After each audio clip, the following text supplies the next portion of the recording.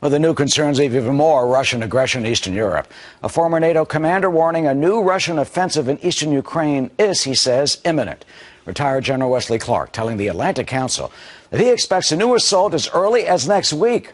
And this comes as military officials report sightings of Russian warplanes and naval ships unusually close to our coastline.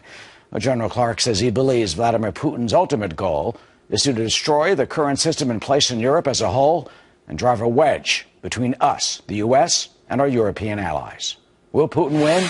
Steve Bucci is a former Pentagon official, director of the Allison Center for Foreign Policy Studies at the Heritage Foundation. Steve, good to see you. I mean, Putin, man, he has not been stopped so far by sanctions, not threats, not criticism. Do you think he can be? He can be stopped, but unfortunately, the credibility of this administration is kind of low right now.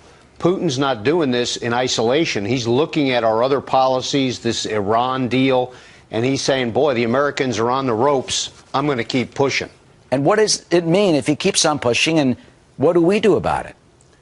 Well, the United States and our NATO allies have to stiffen their spines a bit and perhaps deploy some troops, at least in exercises, to send some messages.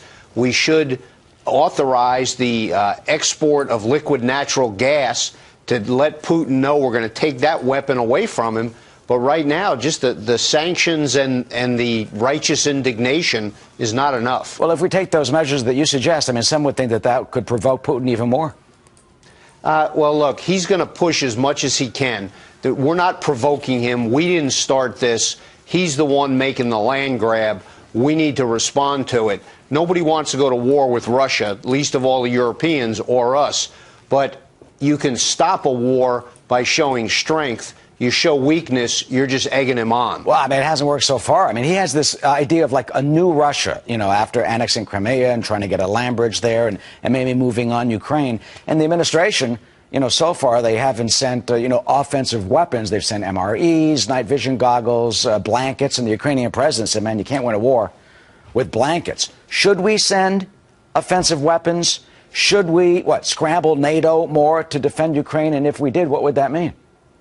Well, I think we should, at the very least, we need to be considering what sort of weapons to send to them. Offensive weapons should be on the table.